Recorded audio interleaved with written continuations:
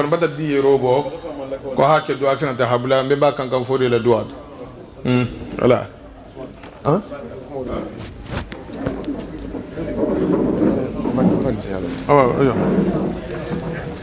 yo bismillah jago ayo me bismillah jago be konton na yo mo le sitama ba mbe kankan fode ko le to kankan fode ko ni mba to le kha fo khablan alfa ko comme bantura khami bange jansani mfana mba ko le mfan sa jaka histoire do dam raja bari mo dol tumbi je tu manna anu khaju bi bimbala silsila tuma ba mo ni mi fallo fa do mo kontiti donc i khaju bol ma ba 4 bi mfani sa jama mbimba kankan fode adinke dingo mimu mbimba unturati adinke ibe mimma satan sanko beji ani satan madi ni mfani sa ja seru adunta la ko histoire kolla bargo wolungo to mo dol tumbi jang wolunte non wolungo i kha ko fo nyenne beteke kuni sita jang ngam fani sa ja tara mbimba satamadi nyines ala khissatu aha dinga miniso ibe sigin dingira minito aha fatan fasinye ala ku i hakilo gatara parce jama sifani asotomandi ki baya batake donc mfandi saja bi asani mala mun tuli yanja naje jante nyumu kubala tintuli mfana ala tara la fa min sen dulike kate nke mbakatut wala msalama yani nga tambino na kila la hadiya alna nabiyan kila la hadiya alunga ni obe membulu nse wala tambi tariya ke bal se bange continue ngana nyina wuku mbe jama o jama to ngana nyina wuku sigra vende ko maya harna mon kunta janya ki khaw jabi harna mon kunta janya ba so alko no ba abatu na tagala non hambi kal bismillah nan to botaje ala ibrahim fadiga bija o france do ita o dingrala mo wala sallallahu muhammad wala harfu la hasial jam fa ba fanga fana bija mon sama ne bija ta khalifa de bija voilà mon côté le fana bija meba voilà bismillah yo fangel mo انت تسكمون وديرت ميكم بالديرت ولا حوسه أعوذ بالله من الشيطان الرجيم بسم الله الرحمن الرحيم وصلى الله على سيدنا محمد وعلى آله وصحبه وسلم تسليما ألم نجنبه لخفر له قل له جنبي بانجي جنبي توجه فرنا الميام فلا بيما إنه خفر وقول النبار وقليلها وكثيرها لم يبكر السائم مشكورا تلكنا كحبا منصورا نات ألتار على ولي لقول تجانا بارني مالو يا ربي هرمو صاحب العالم النهاج والجارنا نسمن لاو كان كرمبال فالو تاب لاني بين سرفو مادي إباتي وسادن تتكون دولين فو نتجم فلا باو كمو جن لب حتى على سجا مهان راب لا لا تورالا imaje be made ta yeyyen kuma wona ke so be faladron be seten kunne be ngayin aketa ben kuma bati quantité te me qualité kuma men se fo nyohonya hanamadi nya kangala nin sa fahamu nyohonya wo jamal jana yitaten ali sabarde ntoli se men fon sa fodron alhamdulillah rabbil alamin sini drame na dogo kizina tra na dinke kisatna tra ko ala sen drame na dinke ala mo madrame kolda ko sina tra filawo to ila dua fa la muyinti ntol sa fodron alhamdulillah rabbil alamin alhamdulillah rabbil alamin alhamdulillah rabbil alamin njana kumo men me janten alhamdulillah salta la tantu alkanam fo barina men se kuma sifan yita tonya sifan yita be mbemba kan fo de la adresse o ba to fala dron jaha kono ka kande nim futa ay tata jam woja ni ha fodron a hawa sakele parce que ala tura la banta kumo men fala sobe ya ala ko to ni ha ke dron altala fan le jibi siritel al halo la butum kila be sidna abubakar lu siddiq la bangela la ko to lumena wonim bi hajande barhabi siddiq to ho be itala abe sidna umar fanan jamun na faruq la lumena o fulu hajande sanji wuli kilin sanji kemenan ni fahabi abe farama ko faruq atabul sidna usman la jundun rain senna ali wala londol habi ibe finkonna ana bulema marim balla sheikh abdul khadir jilani bi mawl tambide barni keta ala man kana lillahi kana allah lahu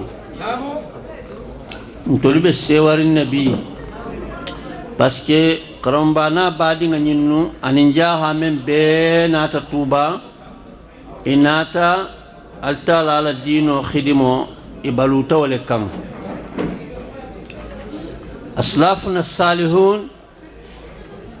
إلى بلو أكتمنتي تآخوا وتصاحبوا وتناكهوا وتهابوا وتجالسوا وتناصروا وتعاونوا وتعالموا في الله ورسوله على البر والتقوى إلى كفوكتا إنك ولا إلى سوسيتي بركتا إلى هنيهم بارينيا إن دوسك بارينيا تنال ما متنيهم فالله بارينيا نفن تالا إبارينيا تا إسيجتا إها متنيهم ما إها نيهم دي ما إها فتولي كنيهم ما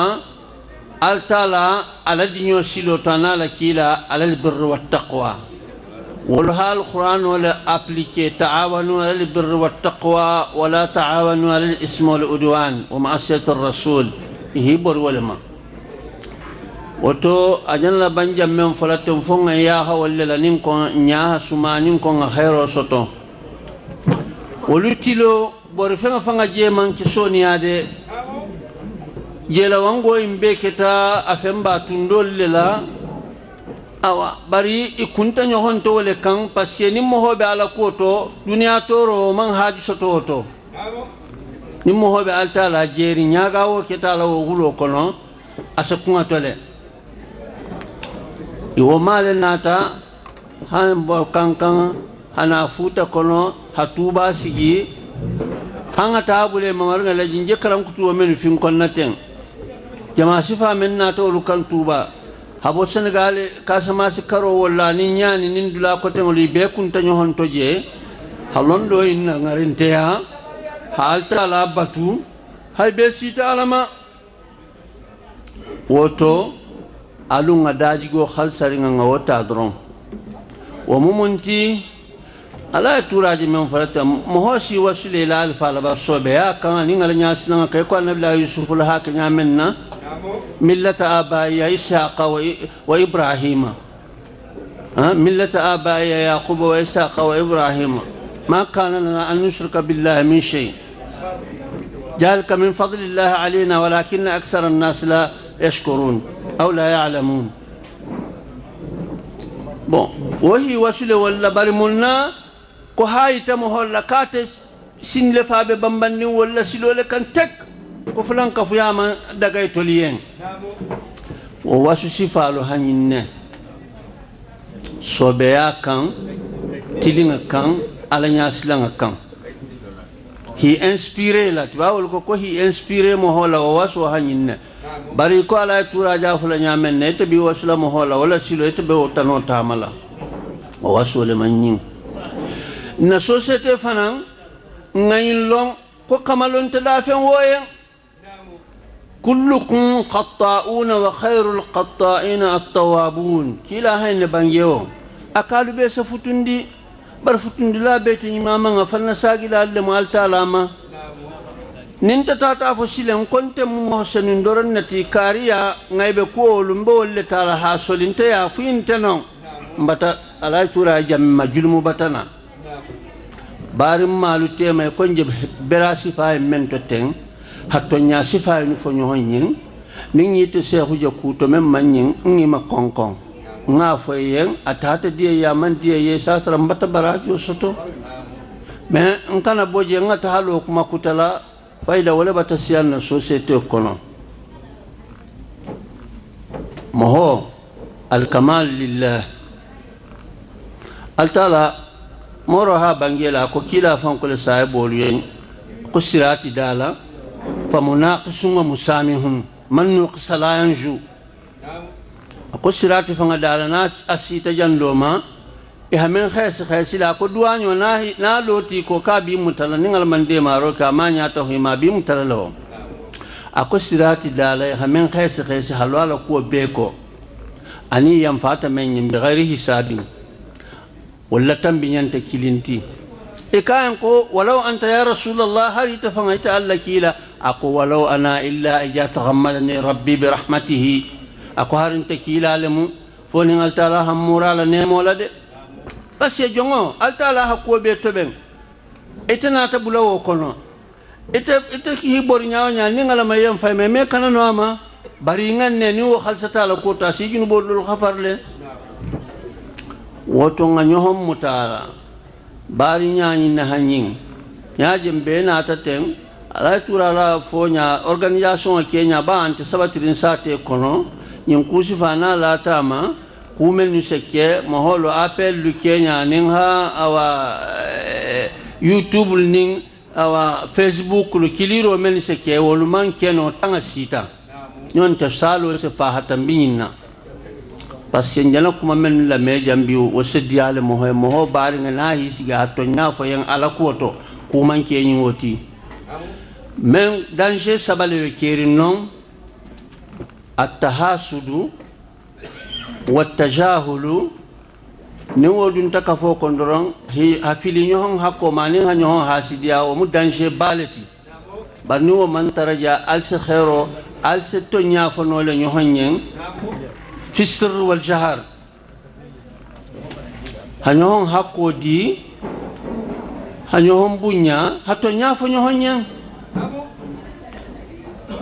مبي مبارك إنما المؤمنون إخوة فأصلحوا بين أخويكم قال تعالى يا مرينا لكم مؤمنون فن نيكو لا إله إلا الله محمد رسول الله أبي بعدين الله التيمو بعدين يعني يادرون ولم يكنوا فوتوني كاجنا من سفادو يتاتين نيها نالو لو تستونيا كندرون المي فنگ جوهنا division ide ngawbon ngoto mohomen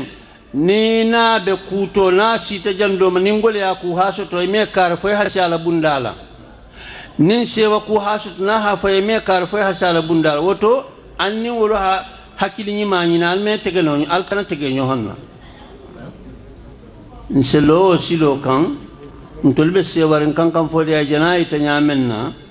njala men fote ni baluta inne kan ihanyo hon kanu habari nyatu dia nyohon bulu hanyohon bunya hanyohon dema hanyohon sutra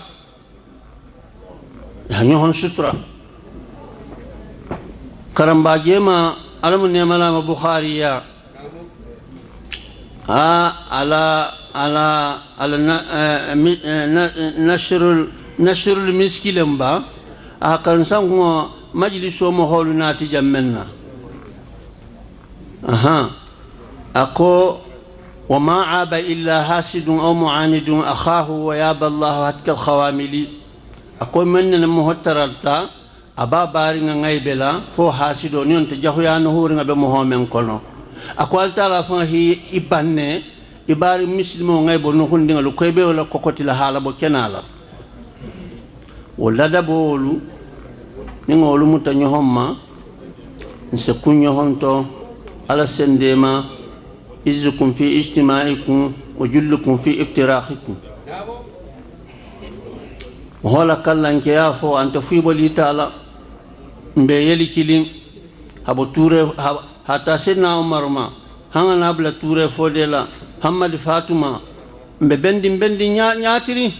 ala natan na kafutugu inin do se bali nyaali me kafu inin do se me ba inin do me ke barin ta ala salla ka banatul kita barin ta alla kafutugu alla kafo ke ba fololu ha to be natul laban nangol ko kalbati nyaal albakir alfanna wal barajo safital habam ha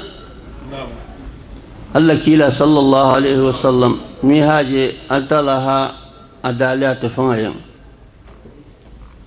ako واخفض جناحك لمن اتبعك من المؤمنين يا مر ولا بان ما ولا فو اكويس فما جي غودام فتان فين مهول يمن بلاتي كو مؤمنول تو لو كنت فظا غليظ القلب لانفضوا من حولك ني كتم وصل لمي غولنتينو ايه فانت بنيا جهوي مي بيسي بوريما هل ما ديغا فان على كو جامنا ولقد كرمنا بني ادم وحملناهم في البر والبحر ورزقناهم من الطيبات وفضلناهم على كثير مما خلقنا تفضيلا اكو بني ادم من فتجي فنا من فتفين فنو نمبلا تعالى خانو كو نسكون يهونتو نمبلا تعالى خانو كو نسهيرو كي يهون نمبلا تعالى خانو كو نمنا فنا سياني هون كان من توروتي بار نمبلا زهرة الحياة الدنيا نكو على كنا فلو مال المال والبنون زينة الحياة الدنيا والباقيات الصالحات خير عند ربك ثوابا وخير أملا لا نافلو الدنيا يرفيرو إن درنتي نامتا هنيا نامتا هنورو لندا بيبل لندا أنتيبل بالباقيات الصالحات يكون ينجمعي تلاتة الخوانا كرنا صلاة كرنا فرلا صلو لله التالى لا فرلو لدي كيلا لسنو ولم قوتي من سينا فا دنيا جاستهي إنا فا يوم القيامة بارغودي كونو باتانين دي حكيلو من سنجيلو تاتو بيتغي أتمو فتنة التي النبي مو أقول أقام سلام شيطانو ني مسلمة كوبيتنا أعوذ بالله من الشيطان الرجيم بسم الله الرحمن الرحيم جماعة شيطانو مي شتي على سكاس نندي مبرنا فلو ني akasilanta inna la mantol la koto woto akankan fode alfalu isago alsago na sago isago kramba alfal ninja alfa men bijan ko bata sewayla ka fusifa imma kilio importance o bayna le nafa balale parce que kabrin na tajang mafata ngal khano sinya fulale karan mbata kumol fo nyohon men sem be nafa habi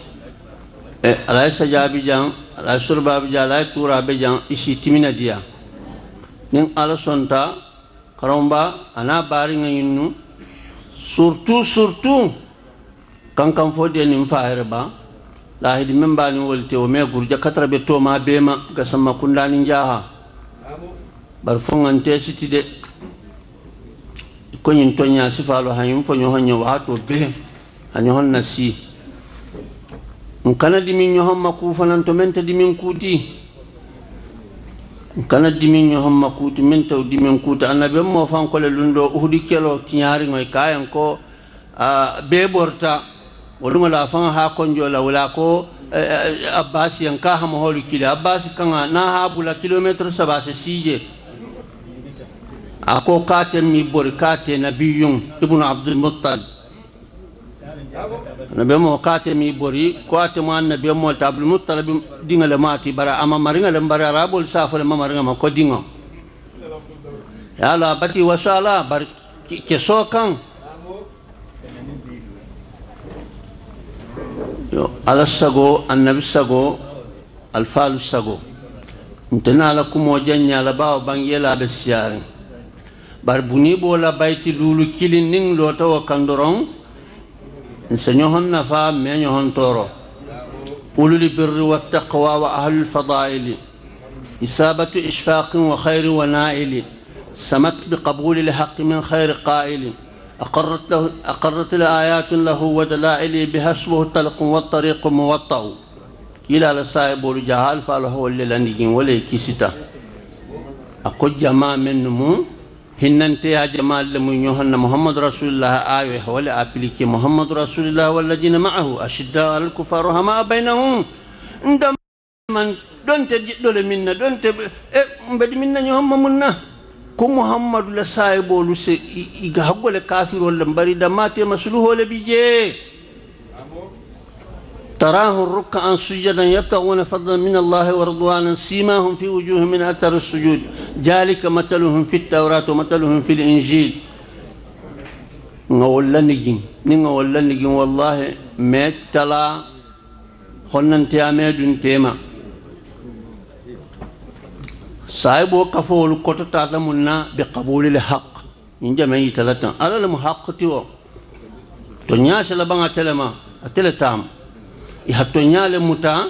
ila kafo ko tata hinnata nyohonna ila kafo ko tata nyinya baro ihitesiti wala tinyaro baro hisoboma ila o baro le sabula nal falu hilani gin hasi tantul fal mbembal nim faluma akole ha sabula aha sarenga silo atamo nunguta asilo nunguta asubaho fanangeyata barin tol ko sayon ko nabumba membulla awa hatama hawala nante membulla hal na bal hagigo kay ha kafanteya o société mi man soniade awa alamun lil hamla sawab wala al fakendo inu barako alamalu lam fe alamun kisila honnante yani hasidiyama alamun kisila nyohon tonyo goma باو التالا هي اكو حرم على نفسه الظلم قد حديث القدسي كنو فلا تظلموا اقات فتونيغو حرام فامالي وتون كان نيون توني ادون مول تن ريسبكتر مبيتغوندي سنتيمينا ديا نين على سونتا الفا انو سينغيرو من سيغي محمد ول بوني نوتو باسي altala hila baro lumutala hila dual jabi alamun boli noma kila barako ngafida woke janga karam woke janga alama be mutala alla kila barako abun minke be hormo sabla ala tura hajan kilim fanan yita ningan timina dia mbe bajim wulole kono janalo khano sinya fulo men karajanten safaro wulo yin kono men bota bum men na hajan nasoto ni ho calculer o valeur bele ko suo kono nin alden ta hasinya tang parce que duru khoto baleto o man jahada fa inma jahidu nafsihi nimmen duru khoto fanye man amila salihan falnafsihi wa man asaa fa alayha wa ma rabbuka bidallamin lil abid ni hani ma bara atinabiye ni hawtano bara kurngoto wallahi jarabo bi ni ka altala dinte jongoto nyogila nganti mina diadro nis binta jammen din ko be mendin kila khalsa dron bar altala ha lonne kombe dulale to jang meno kudolu kel ha mafato e konya bar ning be menkel no khalsata o be multiplier lale alamun de mala amume be ma ham firin han ku nyohonto hanyon kano sabati sonne melto hadingolu fanan hay kanda ala kani fili nindi mbalu fanana dinyo ha kunyo honto hamme nyo honfe safaro wulo ala mun tineri nga bola ko ala kanan nkasara limba ko ala mun sewar nga bola ka ala kanan sunir mba ko ala mun kendo bola ko ala kanan sagi bulto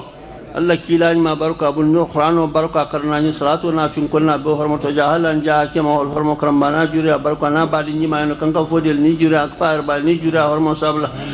an jaha fodo be بهرم صابر من الله وجود الله كرم الله فضل الله اختيار الله ما جالك على الله بعزيز جزاك الله سير سبحان ربك رب العزة أما يصفون والسلام على المرسلين والحمد لله رب العالمين باكم ومن سؤال بعد النجم كما لا بسيار السلام عليكم ورحمة الله misil mo min kasabo jana sianyala nga fatiata hadway be hammo min bila ise min fono mo e me fono mo e fala so jara ngota jaha anin karamba minga santimbo minga darsi kembo khabe sara arjanna la altala senolala ke mo ni sabula mfutu nyogo mini nata dingal ben ni tema keba koto la kasaro ni kayan ko kontala o bata kasara ni mamarin kasara ta idin kasarta ital kasarta ngadua fal sa barka dul dingal to ngo fata sabota ngay mbala folo nim benal kela on se continue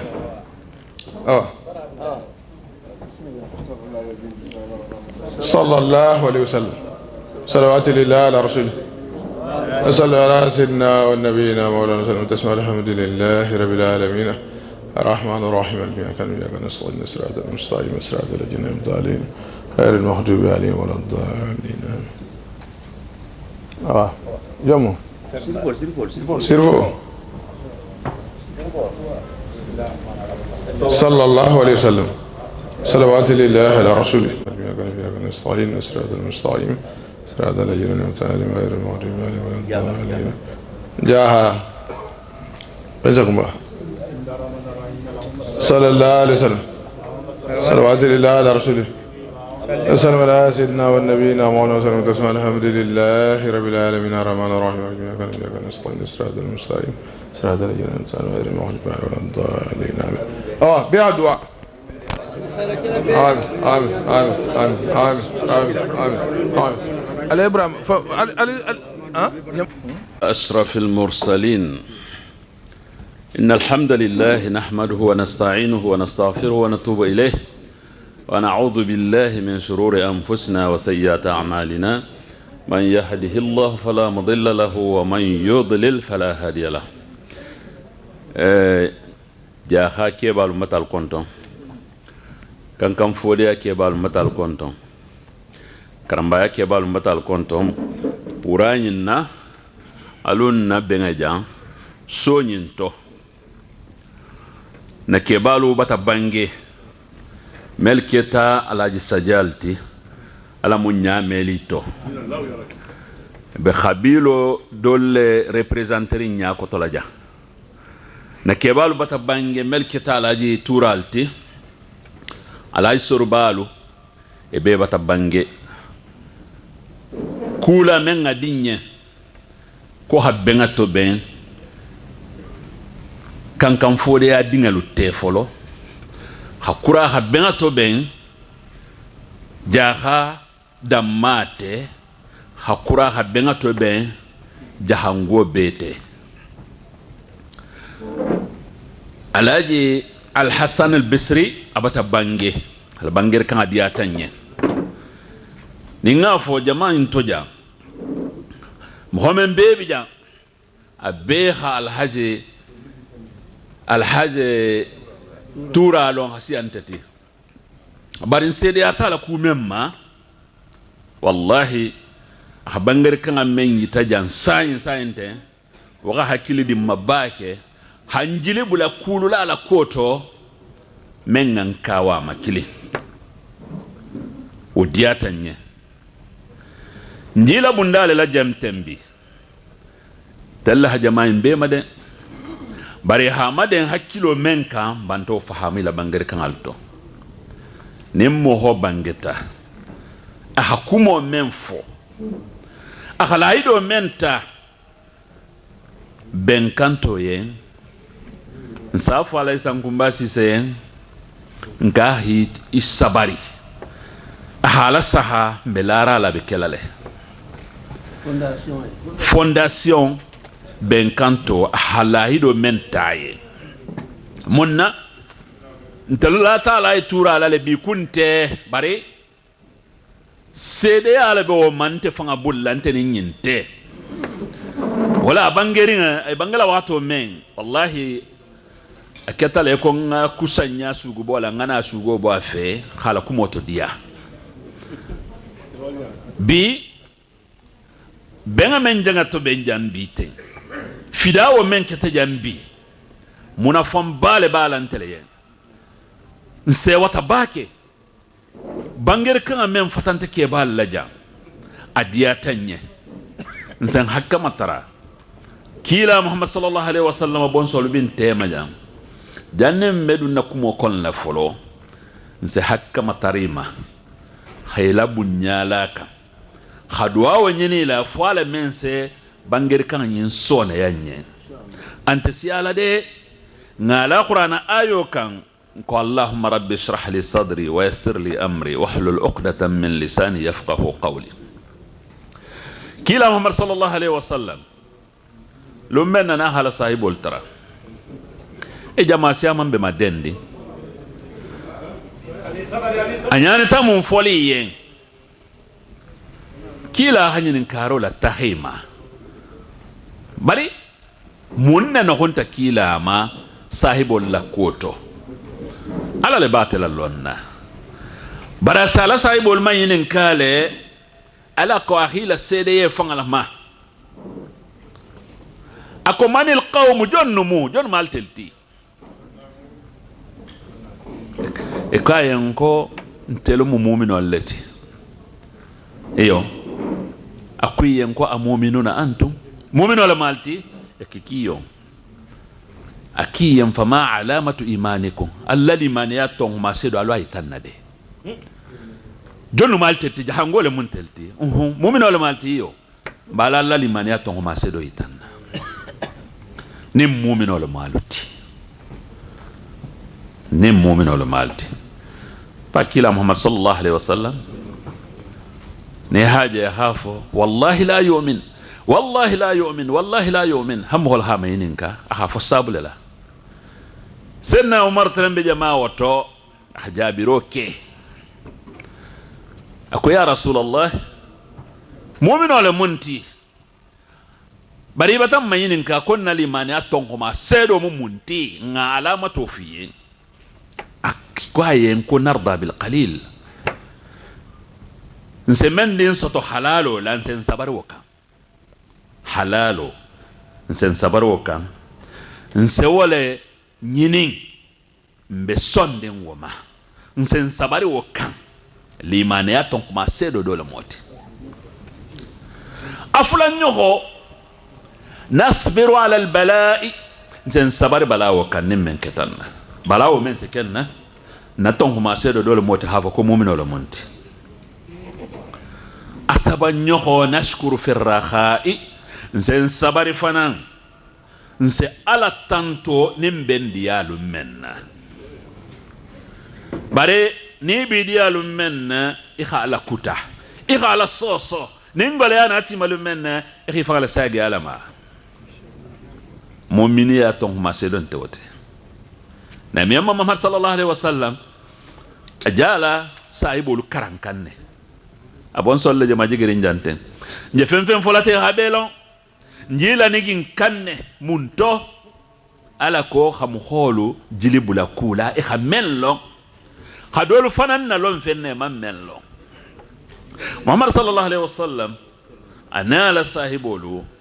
etun samayin kala kusiya mamma asijabi kusiya mamma alhaj tura alhamdulillah munnan jana kenna kumo fanga principality parce que ha banger le kitan jambi tumado ate banta yina dolu la ntel hamel mala kotoma ado abaro fanan ketati kanga fode mamar ngalamu aha baro leke aha kan ha men fo ha wole fo ngane men babulula kan fode ya habe kan fode ya fanan jaha be haben jaha fanan men fen nabe tuba be habe wonga nele jabul la nyana wala fahamu alum bele tamu tubati barimbe yante tubati alum be tale mutubati nin tuba mahanta be se konto fili bare mbe yante tubati munna jahangolu bele kere melu mansi tuba jahangolu bele malila jahangolu bele senegal bele gambi wolu mansi la gine fa sakko tuba bare etale mutubati munna tuba ben habila sahare ni hala sa groupe na jana former tuba nda safalien mo se fendo jole mena fala mo haye bar wallahi Benkanto groupe Benkanto fondation Benkanto malon sile fondation Karambaya voilà fondation Karambaya même moti mo hol hakanne e himira bete ke khabara kala koto e ko kebal janat men yitajan fidawo nyinu fanga la wulo amuna fanga dol le moti ba mo ho hakanne folo e fanga lo e khamalu ya fanga ma e kham kholu lo e khamal ya mo hol ma e khala lo e khamal ya alama ni ha o kela limani abata saha malu ya mu fembalati mo hola koto le mena kila Muhammad sallallahu alaihi wasallam na ta hakiado traba na hakilnga la lila ko hamal ya kila kayen ko da'ahu fa innal haya'a min al iman atuje ni ha me fanga maliya limana ya lemu nin fe tuta mo holla société lo alla société fe tuta la al khalon khaf ko alla limana abata na khasi diawo dia na albata wallahi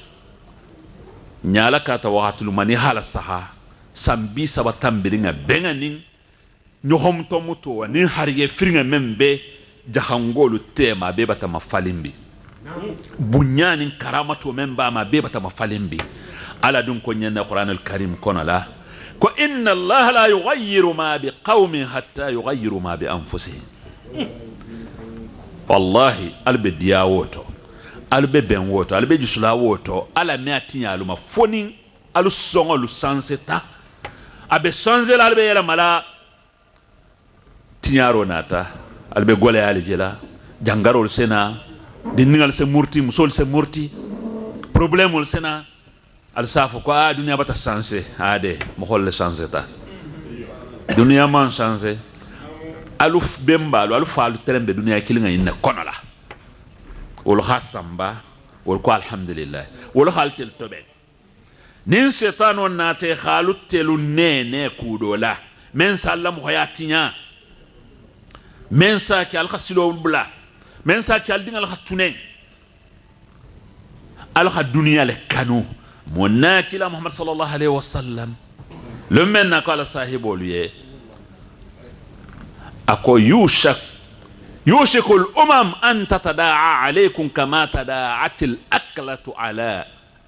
قصعتها كون فالين كون ينسنا كي باسي كانت كيلا لكم واتو كون يمين على كيلا لي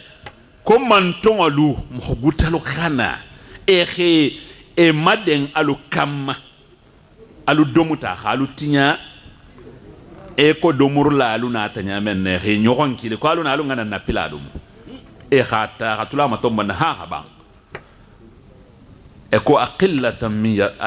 yawma idha qillatun minna ya rasulullah wulu ante la khado khale ba ya rasulullah waseno kalanna akola walakin khutha'un ka khutha'us sayl wulu al khasiyade baral bel wulu eko jiba mbaranga khango men se sigaka na fawon tala eyo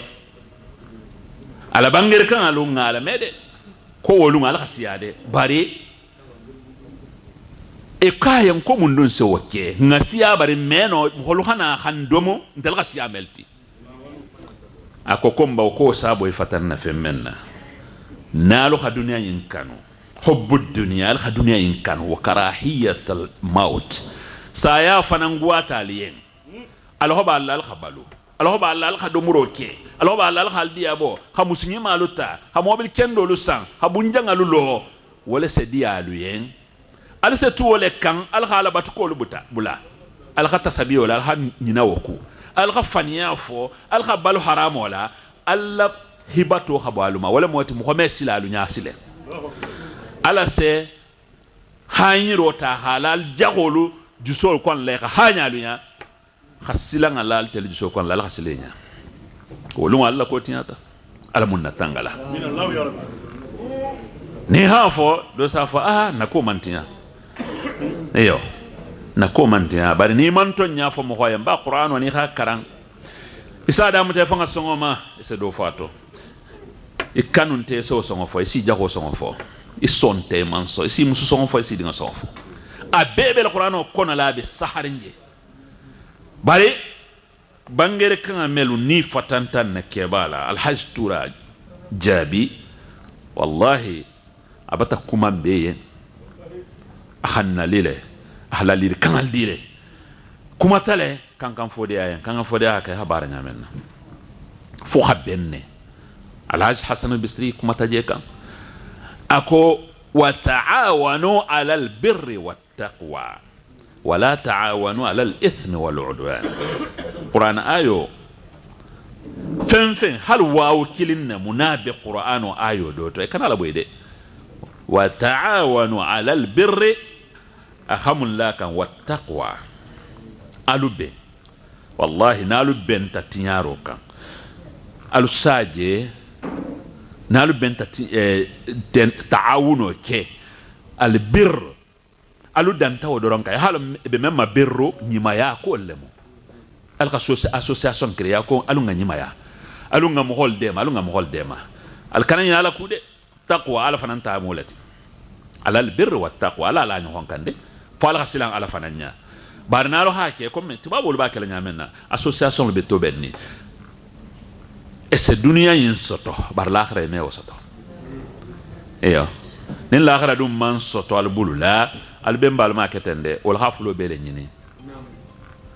woluo wol hafulo bele tahama ajabi tema e dingal keta fenti e la kran dingal ke fenti talibol keta fenti musol keta fenti ni hajan talbe konto fil labi godo be mbulumbe konto filli bungol be mbulumbe konto filli mobilol be mbulumbe konto filli o kona la nsenola lonna sawa ma bi sore labtani bas menasan o kon la o sai talen na hafo ko fen soto doronte na fulo la sotonte manta ni hante la kes la sahabi mo kilinga la godo se tambin na keba mo hotanga la na fulo la o ketale bari bi bin telle je konto filiri na vi betala nyamenna telle be konto filling mbe balula nyamenna telle konto filling mbe na kol kala nyamenna mo howla hila wakato la tambile e jusobe laari nin sitano na hakilinga lon tena la kumo janya la monna khairul kalami ma qalla wa dalla wa lam yamil sani banger la almel be tambita mbata baraka bule be ha fen yitaja abe diya tanye dan tegelalalu melbe hanga ne nyimata kankan fode ayen melbe hanga ne nyimata fondation yen melbe ganne nyimata jahaye melbe hanganne nyimata tuba to ben kola alama be sarala alama be nganne sanyala alama be sila asidula ngande men tata alamu abe tahamala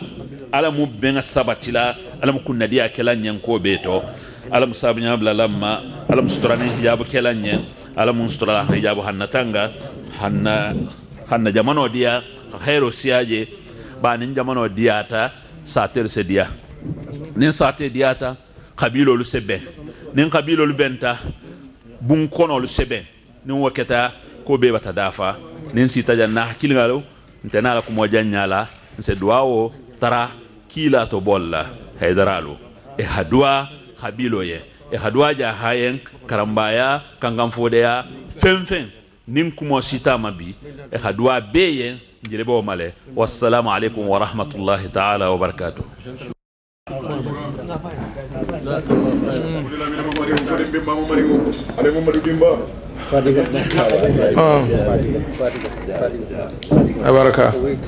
الرجيم بسم الله الرحمن الرحيم والصلاة والسلام على أشرف المرسلين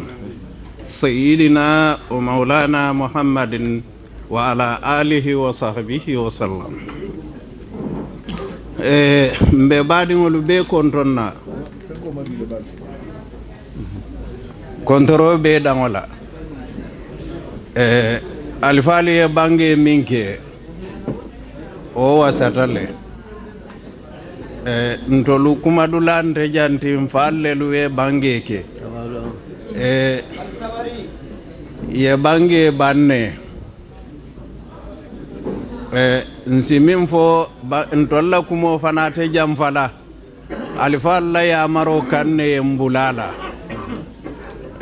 ni wonte ye min bange wo wasata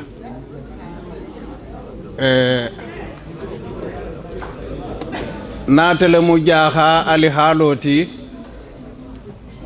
ye bange min kije femme lawo kan kotake na alifali ye wole yita nsimi yita doron mbe ñine na ya mar lalu bulla ni hakili ke seti dun kelu minnu be baro la ñin kuwoto e kana fasi la baro la nkundigo sallallahu alayhi wa sallama ay goleya min soto misilime ya ñinnoma asiyata ay bata min kije asiyata woto nin hakkili keseti ɗum kelu nin alifalu min ɓe ñaato e ɓe o baro la fo karam bamu o jahamu o ñimɓe baro min ke pour que o baro sabatindi i kana fasi i sibulela o lo dulanoma i kana fasi bata e soto iniyolamu daha e soto iniyolamu woto mbe wole ñinin naali faalu nin hakkili ke seti ɗum kelu bulla pour nsi ben ngake kiliŋoti kato hadamadiya faŋo be loori wole kaŋ alqur'ano kono la altala e min daale alqur'ano kono la ako ya ayyuhallazina amanu inna khalaqnakum min dhakarin wa unsa wa ja'alnakum shu'uban wa qabaila litarafu inna akramakum indallahi atqakum hadamadi ngo data nyinda maleka donc alifalu be wole yita kante altala e wole tumbulla ayenda wole kan ni aja ya ayyuhallazina amanu amanu soto mandiya mumune ya soto mandiya muslime ya soto diyata bari mumune ya soto mandiya muslime ya mumune ya palaso momin sita woto ate ala sosola ate kuja ubarala ate tinyari kela woto ala ka fo wollelu fangol ye batu ngalda nya fo aliye ngalda nya mune kan aka yenda nyine kan nga silate ala taala nya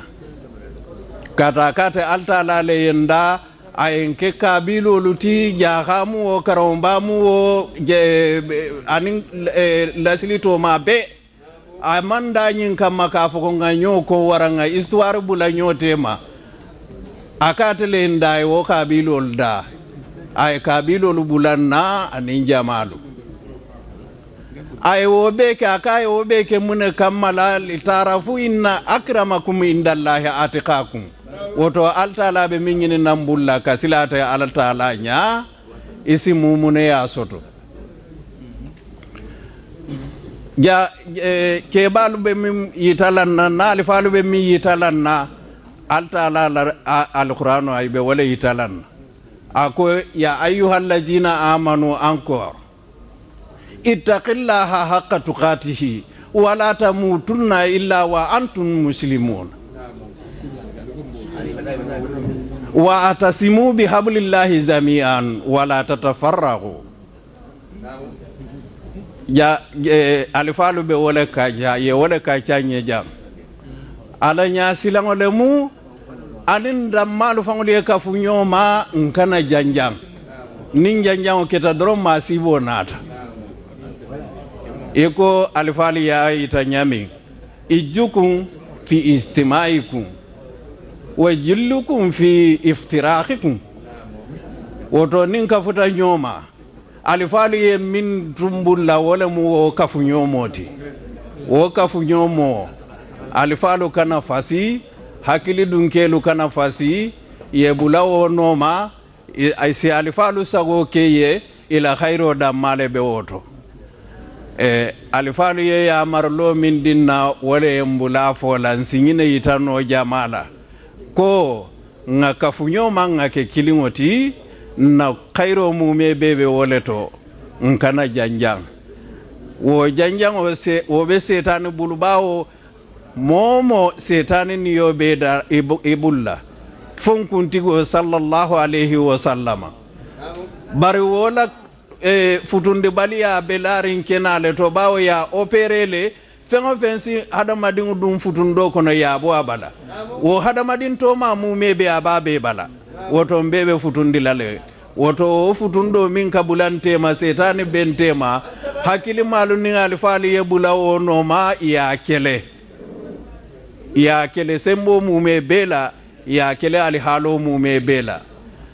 nte sinyine yita ka yita jamala ka yita badin kiliru mo mume bema mimbe halarta jang badi ya kilirola anin ka nyoya kilirola anin kanunte ya kilirola badi ngo femfen nata jang mbedaniro kelali bulla nyinela alisiwo dingirali en sola wo barolla nsi wala yita jamala nsafo assalamu alaikum wa rahmatullahi ta'ala wa barakatuhu. Mbata me ma occasion si fa in soto hakawando bon na bengalu to ko be alba kalma nyaminna fayda association bengalu awa asal wuli ko mini kam man solo likiato kawando me nya soto no awa bita en fidawo lo mo albatan de ma fidawo batake awa fidawo fanan to nyamina ko fidawo ko lol fanan jaka nol mo kawando ti awa bange la siama bata bange bayin sidi a felenti bayin sidi a kindia awa binjana occasion bala soto ten ha micro ta ha dia ma sanala jan waxto bi asabo fo bordo la hanatar jan koluto bra me tan soto no ha do ita jamae awa mba fe bitugu mba tan leer kilimbe touri ala ko fo se micro dama asa harfu dan ta jamae wa salam bay tafaddal ngala tan mi ko wala hat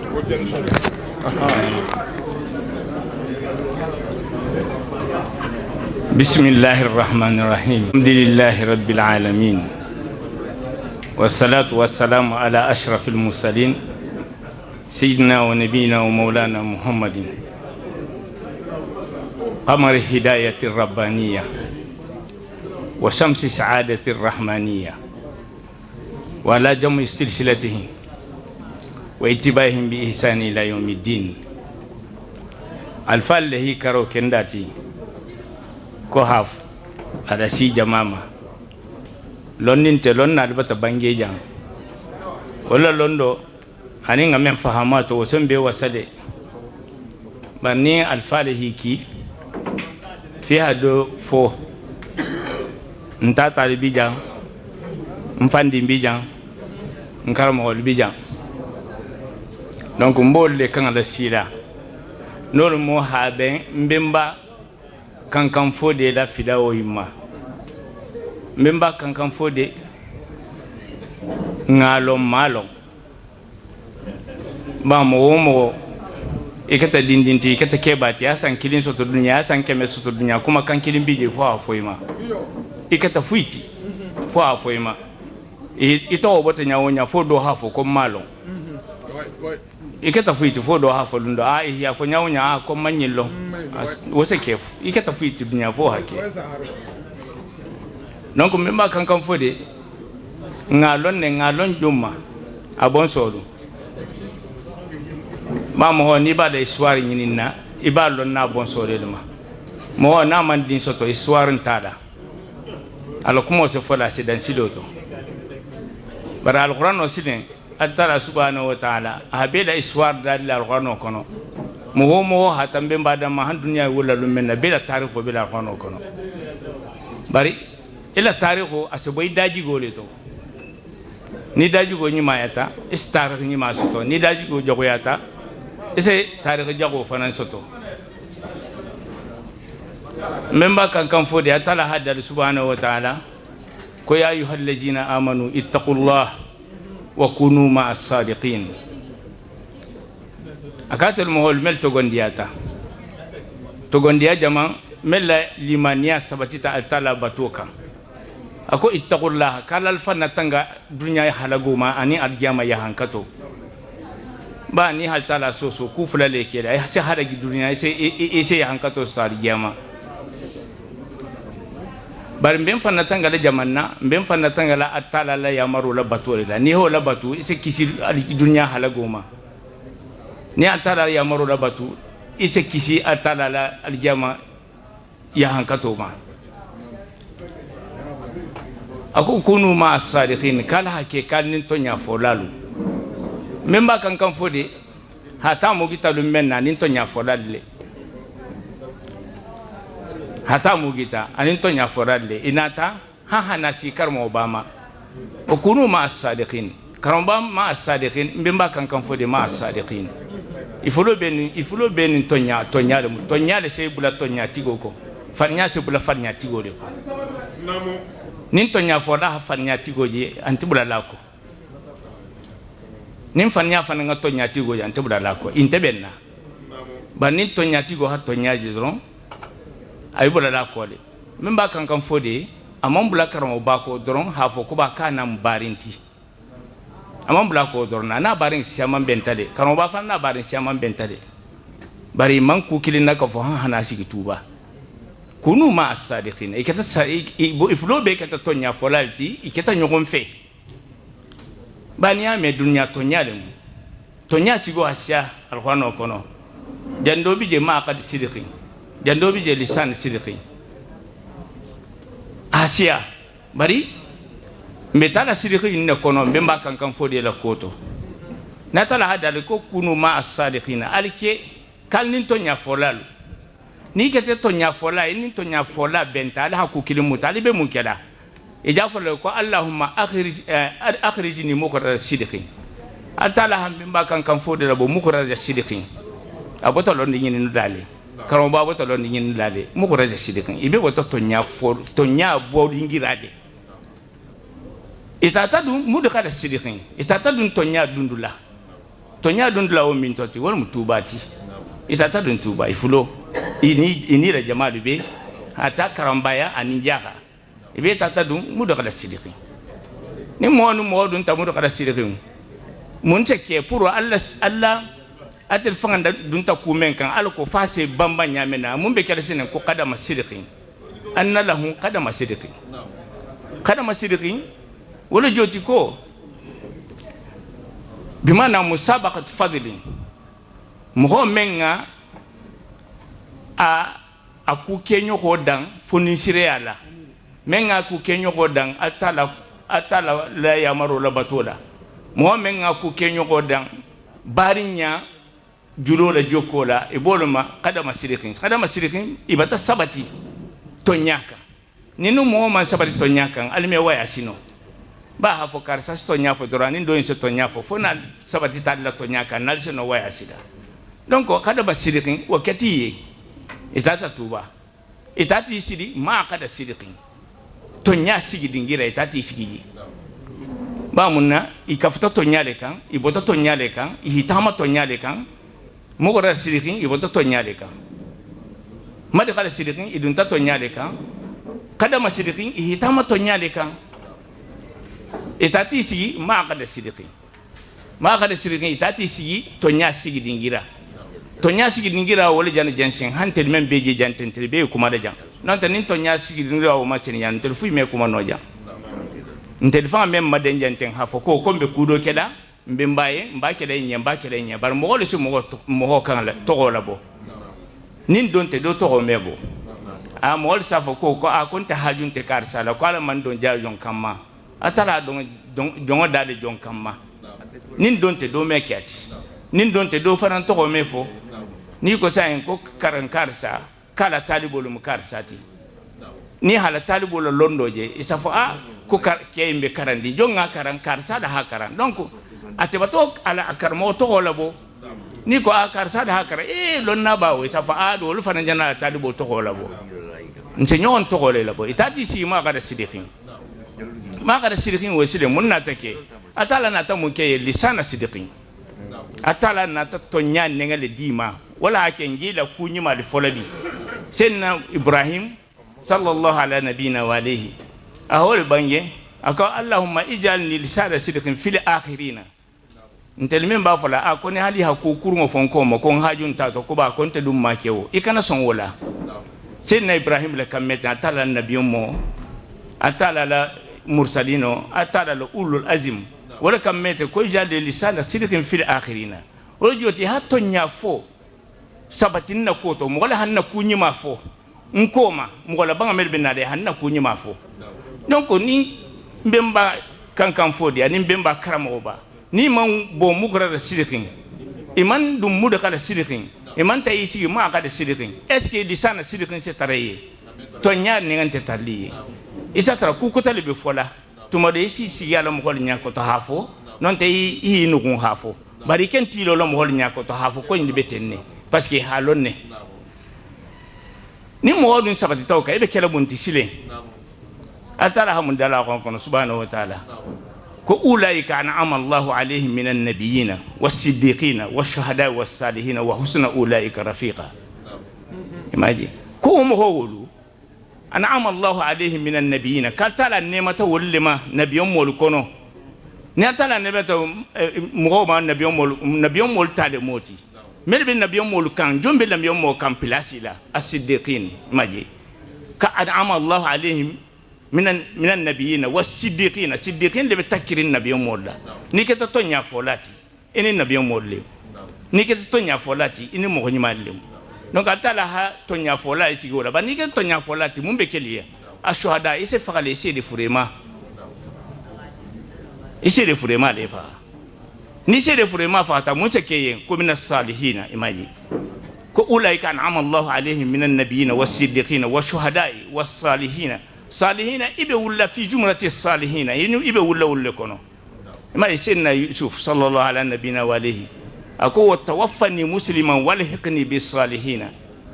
ako marigo aki ham fatundi muslimima wala joti mbe dino khalsariye ako ham fatu bari ihan lay gandi mo nyimalla non te mo kemen kita mursalino te wobi duwala alaymun wobi atala tarala mun ko atala hatara mo nyimal kono salihino lo kono donc mo metra salihino kono wonya foni keta tonya folati foni ke to nya tigoti foni ni to nya tigol tuta to nya fo an donte den ni ko karsa to nya fo foni ni to nya tigol tuta nin to nya fo la li hile to nya bambandore bata ke to nya fo lati donc mbe mun kono jambi nge to nya fo la histoire le fola to nya fo la tariko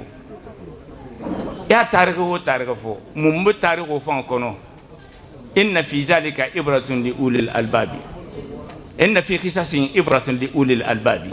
أنت لكم ما كان حديثا يفترى ولكن تصديق الذي بين يديه وتفصيل كل شيء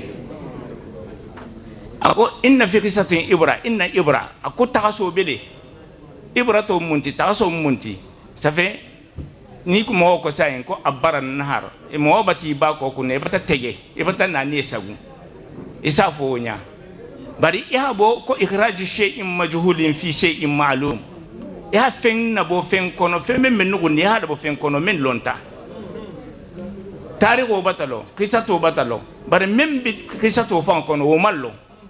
wo mu jamanti wala joti ki hiya ka mo ni malima atala wadal ko lo bi ila mo ni manilla qisatu kono mbe sigirin karmo bani mbemba kankan fodi njol la tariqo fala wala tariqo mel halon ibatanya ci fanya ntela kan mun jelo to sene ngakala ibra to wol mutakasoti fisi takasi kunyi mama di ulil albab barabe hakiri kesti wolle ende betante dol sala mel dron imalo men bakono dol sala mel dron imalo men fota dol sala mel dron ay ha fo ko ni bi bemba ma tola eke bemba ma toko wala sena mamaringa fanan na keseyati ko fadlul aba'i sharafun lil abna'i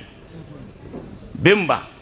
no atala foni tirata bemba madron wose ke mamaringa yen wurginte yaleji ni haje bemba fala bemba mu kar salti atala hanne mati male wala hake ntelibata wala wurginte ya soto mfanyenja non te si hasia france kono jambide bar se mel sigi ha itullo nyonna ha nyon kuma kan alame tigla kilin kono waketa joni yenja fo atala ne mata mo meti mo mun na londola ane mati mo mun na mo nyimayala anemati momunna as-siddiqin iketa tonya fola leti donc mtera kam muntala ibrali ulul albab hakiri keseti gole makana hadisan akonyi manfe ni manki geto fo kumati makana hadisan non ta manke ntali yuftara do ha fo ka hadiya basiya ni manke utiko na kramba ni bemba kankan fo de la histoire manke hadisan geto fo kumati hadisan non te kumfe kumati hadisan non te ntali hadisan non te hafo ko do hafo ka hadiya habatiya amanke uti walakin tasdiq allazi bar ha fenga to nyala dide bayna yadayhi membe kidanya jaman be kidanya sile sallallahu alaihi wasallam wolum cenna yusuf la histoire la tar la qissatu ayo yimbe wolo kono mun banya ni wolo mo al yahudo la kitaboti non te tawrata non te injil bayna yadayhi ko to nyala diyo asika to nyala dieti bar tasdiq allazi bayna yadayhi wolo jota hakila la kila ya to nyala la di parce que munna ya hakila le nyini ka senna yusuf la koma donc na ma senna yusuf la ko keso fo bange wol yen wol ngonu intelala la mursalina yala wala gatala ko tasdiq allazi bayna yadayhi hakila le kila ya tonya ladi mo kafiro li mel bayini ka senna yusuf la koma donc bari mo ko fus mbe na tarikh bembe fola mbabe bota mursalin wala la tarikh kono mamun na ibrata wala ko itarta fi jubrati siddiqin nin tonya may ko ni tonya fola blata tonya fola ko ala tarikh ko fota jawoje ile tarikh ko foje ba ni ma daji gole ni gindoron ila da ita fan tante fola no non ta alfalu wal kurata le mbemba kankan fode la tarikh ko fola bara me ban fola han dunya hawla me ban fola no munna parce que jama hasiya o kam makilin idaji go seniyata o kam mafula non te ko noro le se noroji dibo le se diboji bemba kankan fode mu noro ti kan ba mu noro de wala ke hanyonje ni man nyonje ni don te noro tin do fanan te noro tin te nyonje law asena hatambala na hato me kabe kankan i asafa ko afana mata modoleti afana mata modoleti asatambala ha hajo mutaiki ko kunte bari munga ke silin altala subhanahu wa ta'ala ahita no hanaiti ba munna bemba kankan fode be men yininna anin karmo ba be men yinne be fenkin na yinna wo mujamanti la ilaha illa allah muhammadur rasulullah ibe bo yininna wala hi be la kafu kalmatu tauhid naful kumi la kafu musukumi la kafu dunya india kumi la kafu fo kalmatu tauhid donc kalmatu tauhid la ilaha illa allah an-nafi wal isbat nim fana ngaw mutam mbulola nse nafu yoke kukurungo ma ha isbato ke kunyi mama wallahi ba nsa fonko la ilaha illallah onko kukilin na bato ku fulalemu la ilaha matamba nte batu nte mansa wo batu la matamba manso bema illallah mbi atala kilinta la sabatila donc iterihi banne kukurungo bema ha tala la sabati enati sigi tuba mujanti iko tuba wama adraka ma tuba turbatul ilmi wal ulama wal wilaya tuba mujamanti tuba fammente imalo memma tuba ite malo tuba turbatul ilmi londo banku mungole wal ulama ya nun lonnalu wal wilaya ani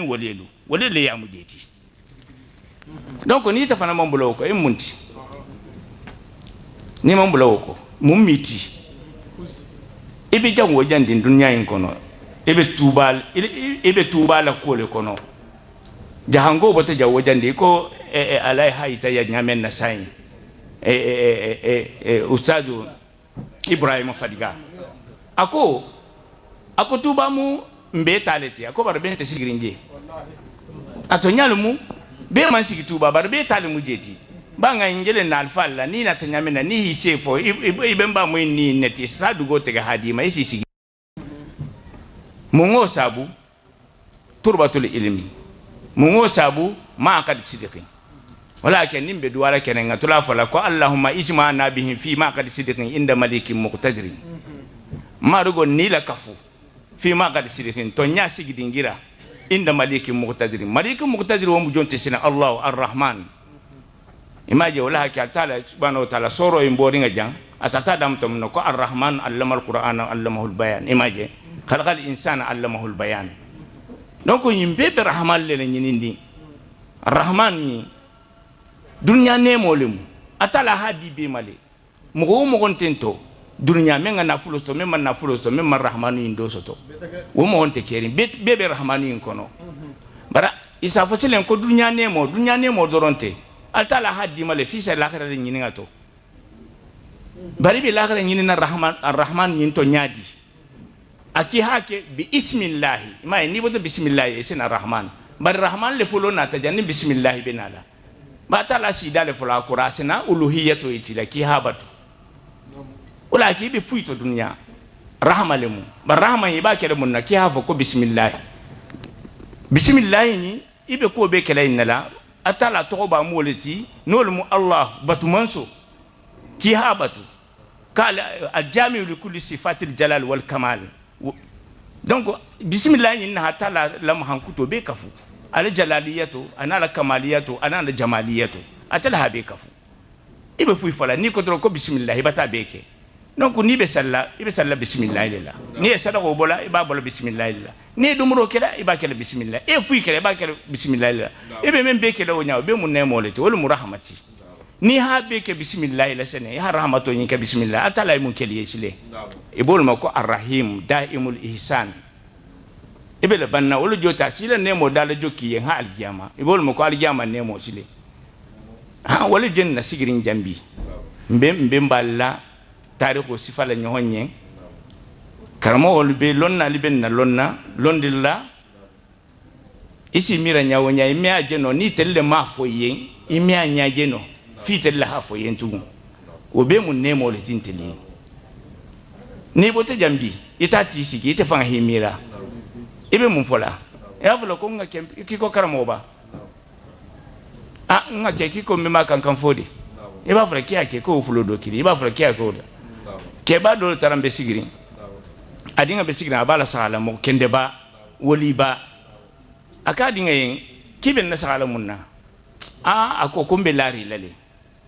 kije munna tarinte yen akon sagolo conference sito ebe nyame na fonfana se ja ko no kito dinkuno de kitan koto ko din sa fole ko ngata mbimba bala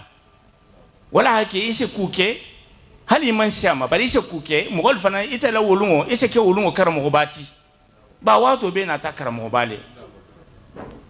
wato be abe na takaramo ba karamo ba ma wala hake aboto loningin la itata nyonje londi silo leka kiko senna Musa ani senna Khudar ha nyonje londingin silo kan nyame mo ise karanya wunya dunya ise karanya wunya ikaranta fanno men fangato ni ko sai ko na hawile mukarsati ina na hawo ita ha doctora soto na hawo kono isa tra kudo be na hawo kono e molon yo kudo be na hawo fan kono ita fa ini la doctora imbe ini la shahadato imbe ibata bo jamiatu bela isa tra kudo bo kono e malo atala huwa misalo dimmale alqur'ano kono atala subhanahu wa ta'ala sidna ibrahim atfal sidna musa sallallahu alaihi wa alihi kabini atala haya marka ta lon ninla bare doliko ko ako sidna musa atarambe kawando la do kayen ko ko bi kitel be karandi mbeta ko kiyo kama londo la sagi londo tigo no atala ti atala na ta fa ko mo be mbulu ko mesi karan ko tawaya dol fanan ko ka hal tala le tara ako mari ko do mulon nati ko mo mel lonta asagita nugula mela atano na londo nofe akol mulon nati aka marugo mo yita na mesen na long mai kanu bani mimbaje mema kan ka fore mimba kanu bani ali le soir la sara e bota lon ni ni lale lon ni ni la hata hita tafatu aka hata senna khudariya atata senna khudarji kuma la sutiya kama itata mema hafo ko mo mesi te fanga ibe londo ibe ite fanga be hafanno melo ki mesi adangala atala has fanno dole di sedna Musa ma fanno men danna sita hate fan hamato nyaadi to ako falamma balagha suddahu atina hukman wa ilma wa kadhalika najzil musinina ima jatala jana diplômé le jan diplôme le dema shahada to diama jang ako kabira sita suddama atina hukman wa ilma ako nga sadanga londo diama anim mo ya londo dunya londo diama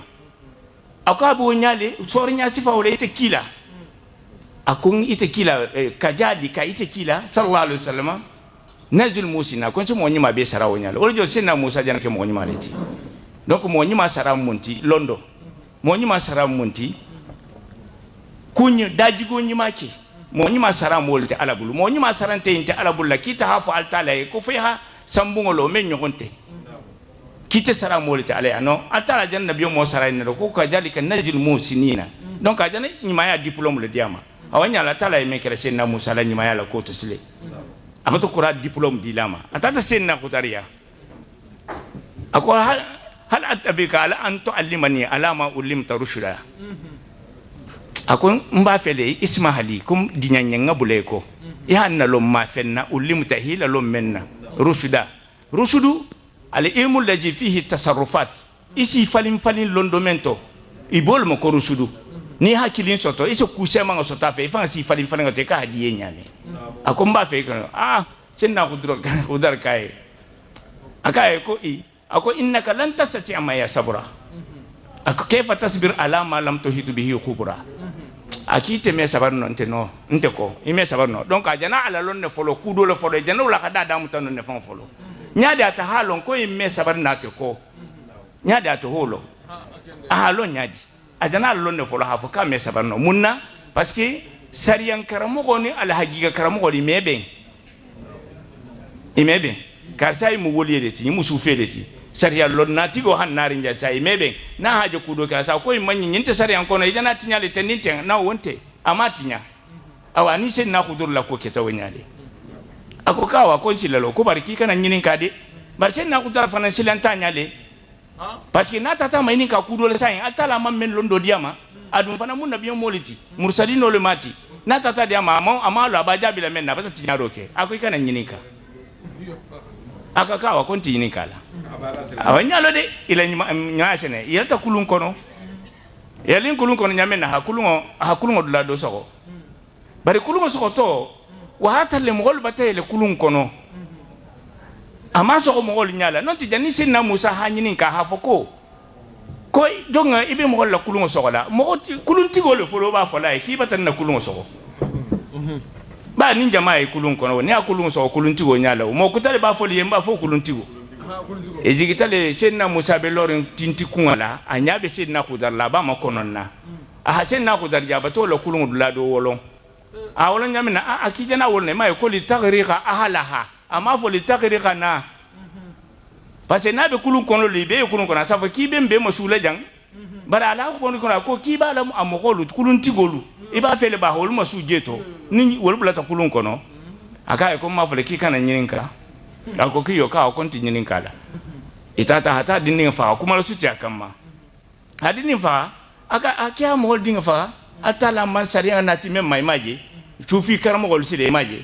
note mo se fa kalo mo do bije hakam fa lale mo la kay mutala hi fa ba ni ko ni mo kedu muso mel be sigirin kelato ni aje no ke ki ado kurlabu o man kan fa kalale bar ma nya ko ja ko o bato fa ko o man kutinya e botano ako ma fle ki kan ni kayo ko ni ni kabitu ko se saji ko isiringa itata ko istata'ama ahlaha itata ma fle ko istad'afa ahlaha ko istata'ama ahlaha itata isiringa duo ko na ya munyininje domo konko le bila eko asdaqu su'al wala kino ni ko moyo konko benna wala mu tonyati ko beti konko benna imaje wala hake wala sadaqo fanance mutasadaqo beti ha konko bo mogola hiba jigiyala hiba kino dili mafana ana tabungolo ali yatimo lo mo kiko be halo nyame men bebi jambi ha histoire ndonne bar kudo biji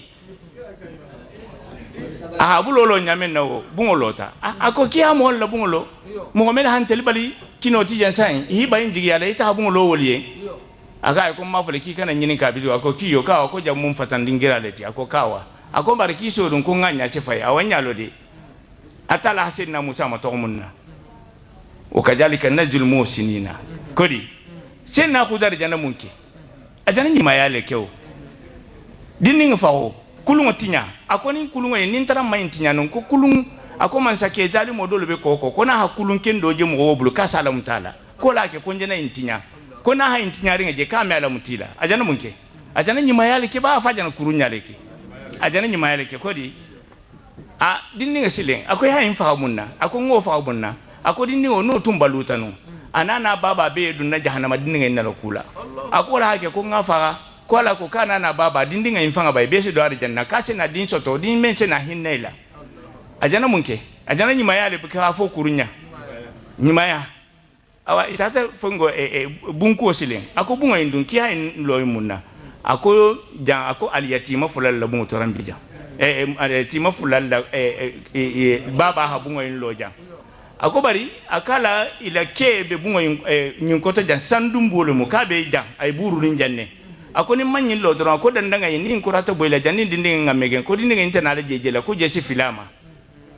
ako ko ko benta ahan ajana nyima yale ba fajana kurunyale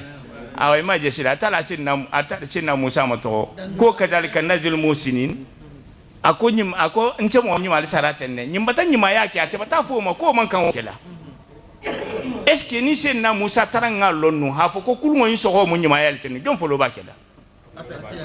na ha lonnu ko dinga yin fa ho mo nyima yale ten jom fo lo bakela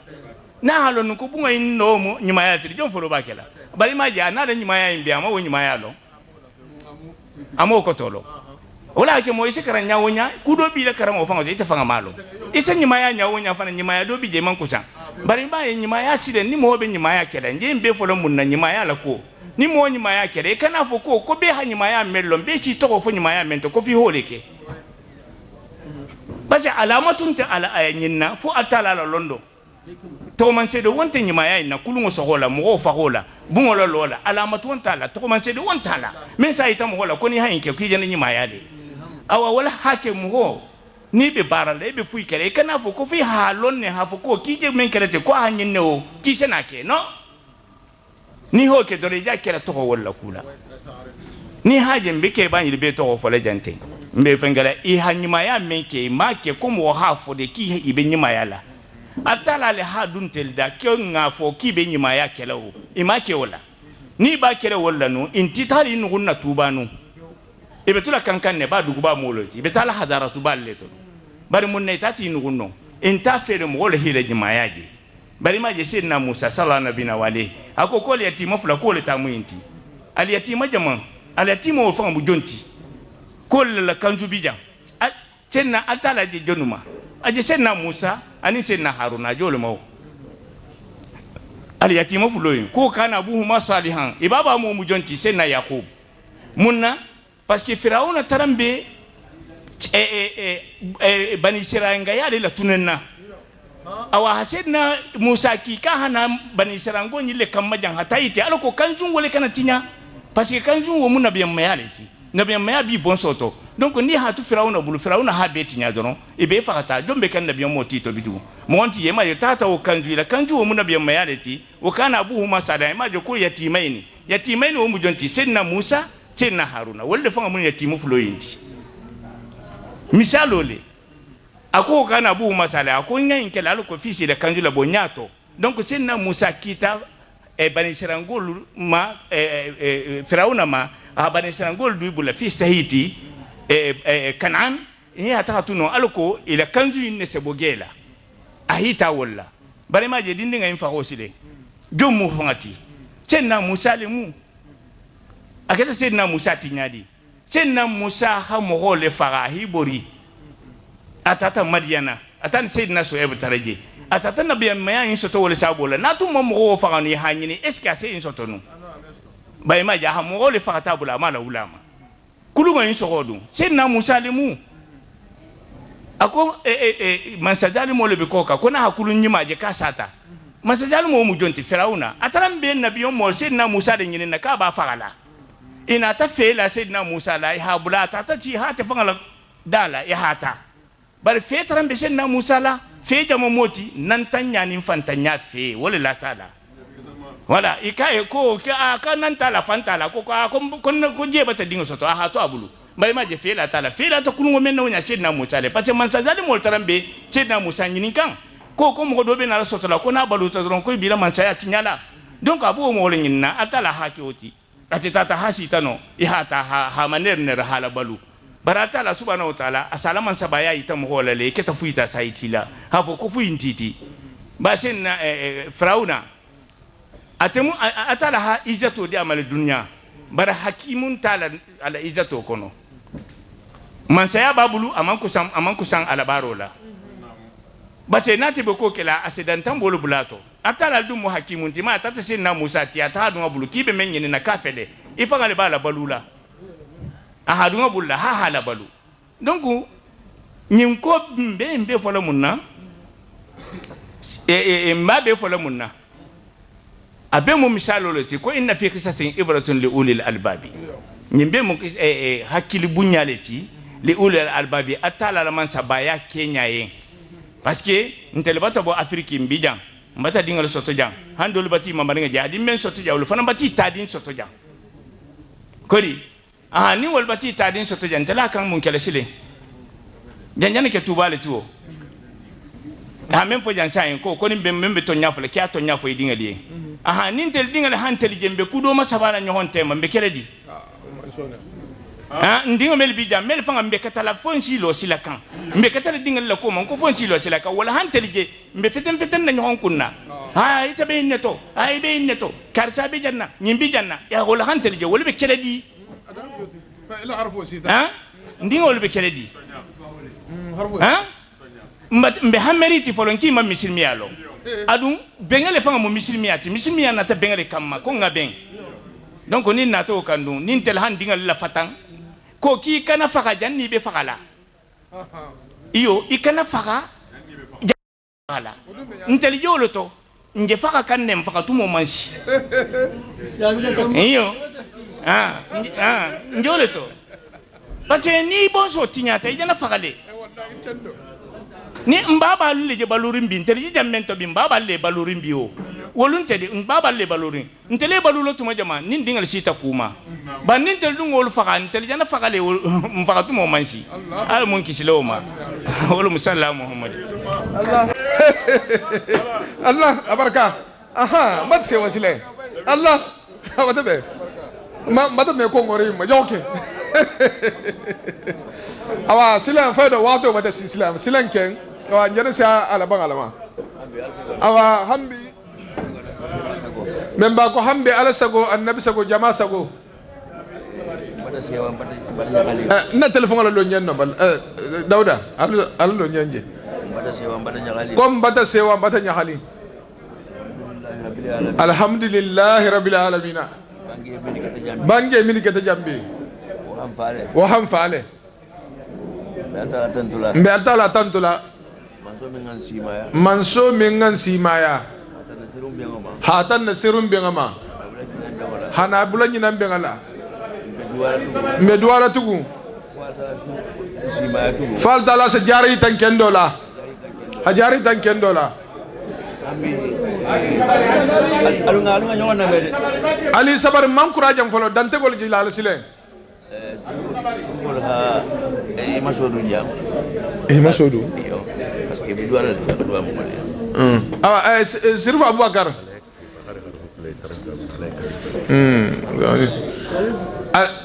ala abubakar ko duwa ko ke hiso dunya na fi sa duwa jama'a iyo jana be duwa kala alfalahi karo ka akaroti bismillah tambi ka sa misilme jama konto yem min be ha jamma soto ha masoto bari nyale fe anin kanunte ya ha masoto le fe ni dunga misilme jama kili ni misilme jama senu yi ni ma foyen ni ma kiye fi ha foyen ni mo fe for be galati ko e ka duwa famo soto ki awa ko nyo benta duwa fenti hadi jamama inga nebe santole de wato kenya la mu wala ha danyimma non te fem bojambi bange mini kete jam ay wallahi sarabe dino surtout mo nyima min hi fande place hana jam hana jang hana ma be nyinto a folo doa fe min sotta hadisi rifol ma ya 80 euros soto hadin salatigol ma no bota je karambaya ya 100 euros soto hadi karambaya ma sama je no bota je ya 70 euros soto hadi jahama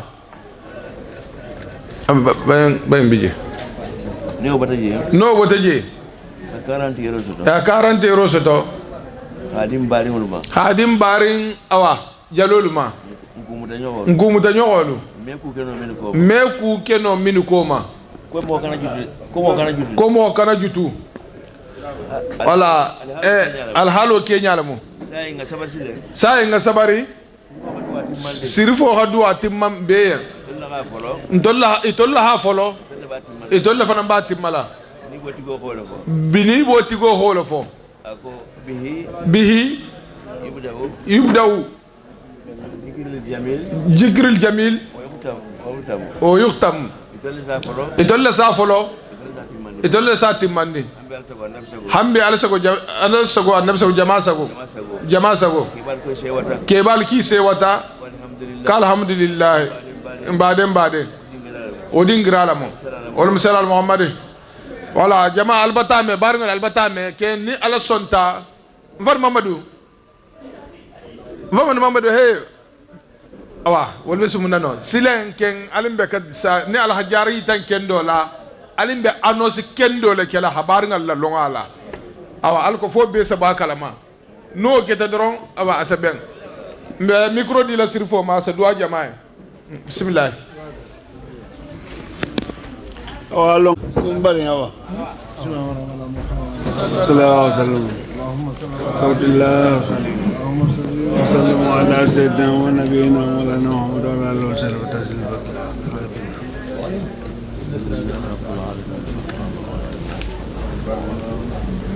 Jawa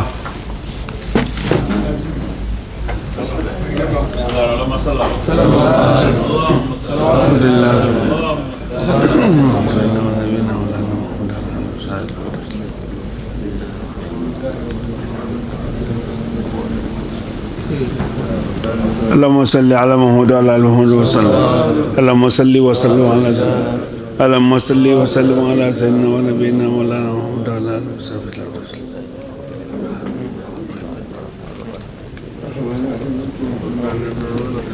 ربنا لا تقبل منا انك انت السميع العليم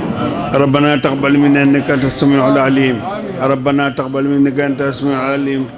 ربنا آتنا في الدنيا حسنة وفي الآخرة حسنة وقنا عذاب النار ربنا آتنا في الدنيا حسنة وفي الآخرة حسنة وقنا عذاب النار